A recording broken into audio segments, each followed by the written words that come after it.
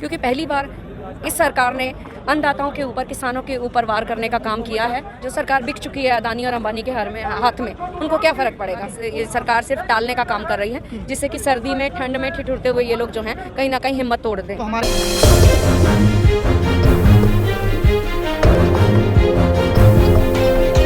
नमस्कार, national India news देख रहे हैं आप। मैं इस वक्त यूपी गाजीपुर बॉर्डर पे मौजूद हूँ। लगातार जिस तरीके से किसानों का प्रदर्शन वो धीरे धीरे और तूल पकड़ता जा रहा है, क्योंकि जिस तरीके से किसान अपने हक हुकूक के मांग को लेकर अड़े हुए, वो कहीं ना कहीं बहुत जो है वो महत्वपूर्ण है। क्योंकि जिस तरीके से किसानों के समर्थन में चाहे अखिलेश यादव हो, उनको भी डिटेन कर लिया जाता है, गिरफ्तार कर लिया जाता है। दूसरी तरफ तेजस्वी यादव भी अगर इस पर बोलते हैं तो उन पर भी कहीं ना कहीं FIR दर्ज कराया जाता है। लेकिन जिस तरीके से भारत बंद का ऐलान किया गया है, वो कहीं ना कहीं मौजूदा सरकार पर बहुत बड़ा सवालिया निशान खड़ा हो रहा है। कल भारत बंद का आह्वान किया गया किसान की तरफ से, कैसे देख रहे हैं आप इसको? नहीं, बिल्कुल भारत बंद होना चाहिए और सभी जो भी इस देश का नागरिक है, जो भी अपने जिंदा रहने के लिए गेहूं, चावल, सब्जी खाता है, उसको इस आंदोलन का समर्थन करना चाहिए।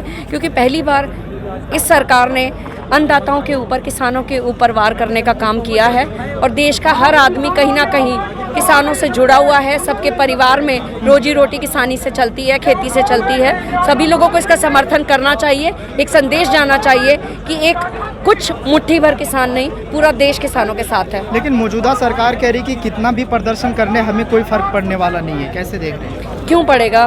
जो सरकार बिक चुकी है अदानी और अंबानी के हाथ में, उनको क्या फ़र्क पड़ेगा। उनकी तो साजिश है कि किसानों के इस आंदोलन को फ्लॉप करा जाए और कहीं ना कहीं जो भी वो मदद ले रहे हैं चुनावों में अदानी अंबानी से और बड़े बड़े अपने भाजपा के ऑफिसेस बनाने का काम कर रहे हैं, उसको सफल करना चाहते हैं वो। मैम, एक सवाल और उठ रहा है, क्योंकि जिस तरीके से छात्र अगर प्रदर्शन कर रहे हैं तो उन्हें नक्सली कहा जाता है, मुसलमान करे तो आतंकवादी कहा जाता है, किसान प्रदर्शन करे तो खालिस्तानी कहा जाता है। कैसे देख रहे हैं इसको? नहीं, बिल्कुल ये तो बहुत गलत है। और कभी कहा जाता है पैसे लेके आ रहे हैं, कभी कहते हैं बिरयानी खा रहे हैं, कभी कुछ खा रहे हैं। तो ये गंदे आरोप हैं, बहुत ओछी राजनीति है। अगर किसानों के प्रति उनको ज़रा सी भी हमदर्दी है तो उन लोगों को यहाँ उनको सुविधाएं प्रदान करनी चाहिए, उनके साथ बैठ के बात करनी चाहिए। आखिर किसान ही तो है जिनके भरोसे वो लोग भी रोटी खा रहे हैं। लेकिन एक चीज़ और सवाल उठ रहा है कि जिस तरीके से 5वीं राउंड की बातचीत हुई, लेकिन उसमें भी बेनतीजा साबित हुआ। अब लग रहा है कि बातचीत से कुछ मसला सुलझेगा, कुछ आसार दिख रहा है? मुझे नहीं लगता कि कुछ भी होगा। कि ये सरकार सिर्फ टालने का काम कर रही है, जिससे कि सर्दी में, ठंड में ठिठुरते हुए ये लोग जो हैं कहीं ना कहीं हिम्मत तोड़ दें। तो हमारे चैनल के माध्यम से मौजूदा सरकार से क्या कहेंगे आप? बहुत ही गंदा, बिना सोच विचार के किया हुआ कानून है।